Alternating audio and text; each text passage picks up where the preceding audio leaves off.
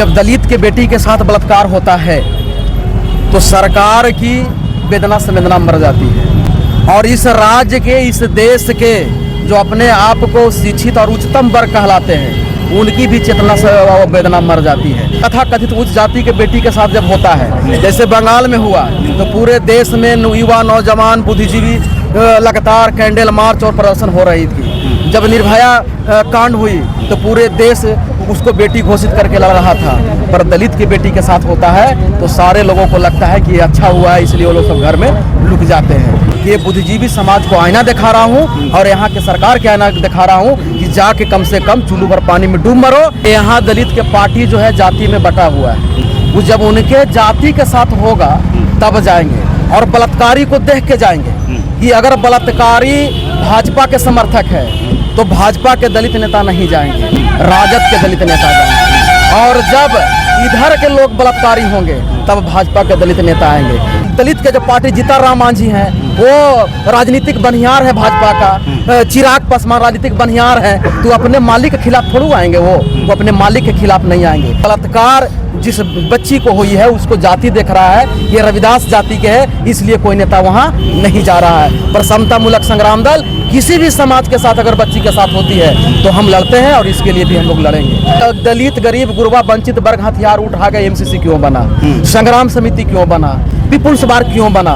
तो इसलिए बना कि जब उसको पर जघन्य अपराध होता है तो जाति के आधार पर न सरकार न समाज कोई संज्ञान नहीं लेती थी, इसलिए हथियार उठा के वो खुद न्याय करने लगा। अगर हमारी बात को सरकार नहीं सुनता है, ये बुद्धिजीवी समाज, प्रतिष्ठित समाज नहीं सुनता है, तो अंतिम विकल्प है कि हम लोग भी हथियार उठाएंगे और न्याय खुद करेंगे।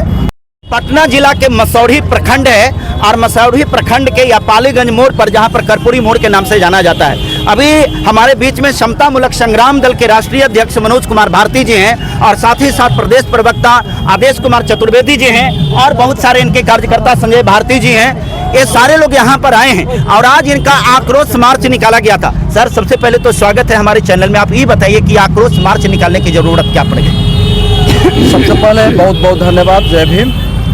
आक्रोश मार्च इसलिए निकालनी पड़ी कि जब दलित के बेटी के साथ बलात्कार होता है तो सरकार की वेदना संवेदना मर जाती है और इस राज्य के, इस देश के जो अपने आप को शिक्षित और उच्चतम वर्ग कहलाते हैं उनकी भी चेतना से वेदना मर जाती है। आप देखे होंगे कि जब उच्च जाति के, कथा कथित उच्च जाति के बेटी के साथ जब होता है, जैसे बंगाल में हुआ, तो पूरे देश में युवा, नौजवान, बुद्धिजीवी लगातार कैंडल मार्च और प्रदर्शन हो रही थी। जब निर्भया कांड हुई तो पूरे देश उसको बेटी घोषित करके लड़ रहा था, पर दलित की बेटी के साथ होता है तो सारे लोगों को लगता है कि ये अच्छा हुआ है, इसलिए वो लोग सब घर में लुक जाते हैं, ढुक जाते हैं।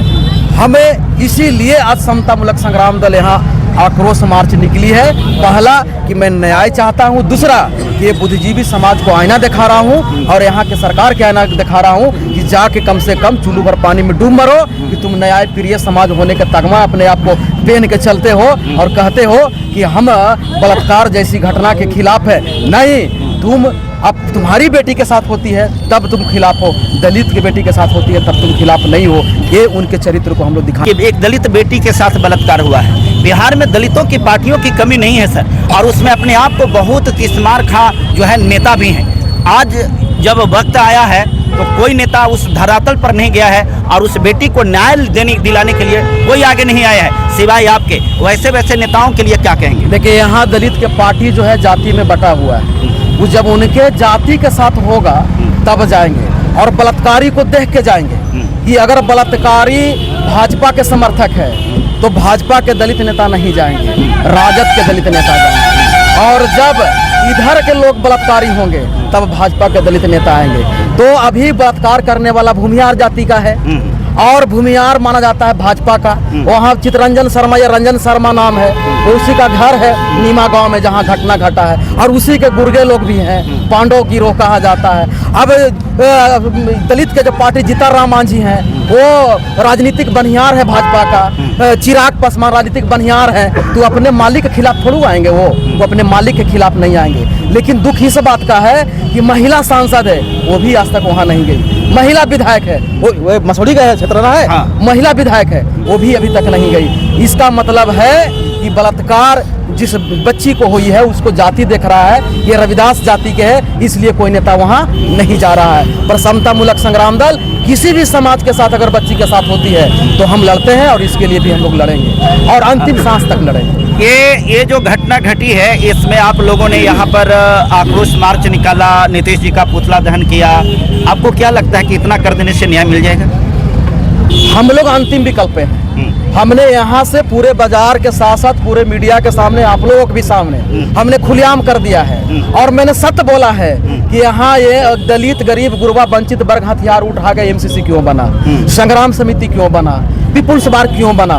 तो इसलिए बना कि जब उसको पर जघन्य अपराध होता है तो जाति के आधार पर न सरकार न समाज कोई संज्ञान नहीं लेती थी, इसलिए हथियार उठा के वो खुद न्याय करने लगा। अगर हमारी बात को सरकार नहीं सुनता है, ये बुद्धिजीवी समाज, प्रतिष्ठित समाज नहीं सुनता है, तो अंतिम विकल्प है कि हम लोग भी हथियार उठाएंगे और न्याय खुद करेंगे। और जब हथियार उठा लेंगे तो मैं पुनः कह रहा हूँ कि उसे मिनट भर में धूरी में मिला देंगे। ऐसा नहीं है कि हाँ यहाँ के गरीब वंचित लोग हथियार उठा के लड़ा नहीं है, लड़ा तो हुआ लड़ा है कि पापियों से बिहार के धरती को खून लाल कर, धरती लाल कर दिया गया था। फिर से होगा, फिर से होगा, फिर से लाल सलाम की नारा लगेगी। लेकिन सर हथियार उठाना तो आखिर गैर संवैधानिक ही ना। जब सरकार ही गैर संवैधानिक हो तो सरकार को हटा के संविधान को स्थापित करना गैर संवैधानिक नहीं हो सकता। अगर हम गैर संवैधानिक हैं तो जोगी जी से जाकर पूछिए, उन्होंने कहा है कि एगो के मारोगे तो हम 10 को मारेंगे, उन्होंने भी कहा है।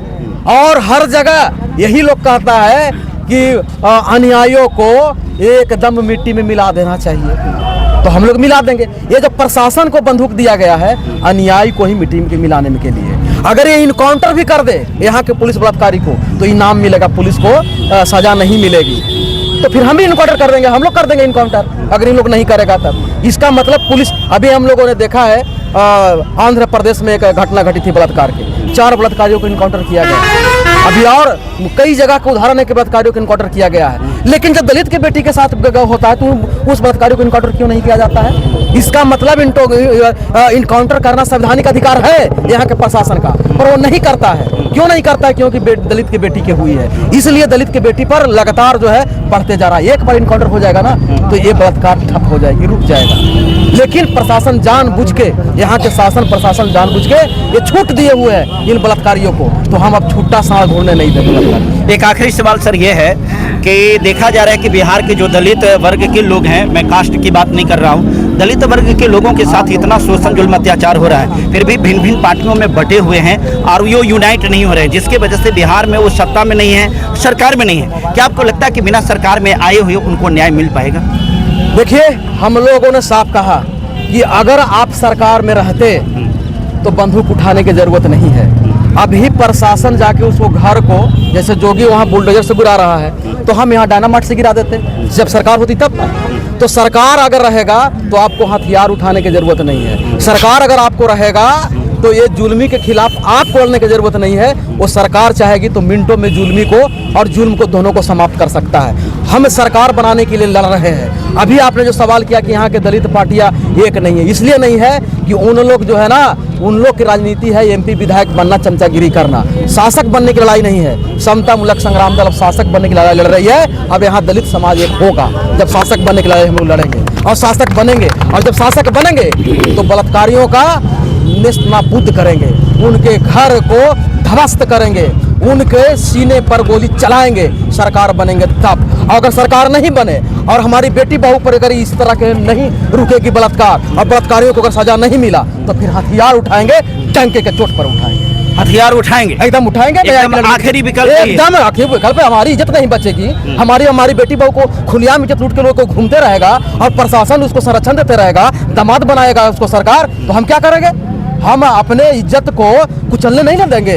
हम अपने, ये संवैधानिक अधिकार है कि आपको मान सम्मान, मनोधन, धरती और इज्जत, प्रतिष्ठा और जान को बचाने के लिए आप किसी को हत्या कर सकते हैं, उसको रोक सकते हैं, तो हम हत्या करेंगे, वो करेंगे। बहुत बहुत धन्यवाद सर, थैंक यू। देख रहे थे मनोज कुमार भारती जी ने, इन्होंने स्पष्ट तौर पर कहा कि अगर अपनी मान सम्मान प्रतिष्ठा को बचाने के लिए अगर हमें हथियार उठाना पड़ेगा, अपनी जान माल की रक्षा के लिए हथियार उठाना पड़ता है, तो संवैधानिक अधिकार है। अगर सरकार हमें अधिकार नहीं देगी तो फिर हथियार के बल पर भी न्याय होगा।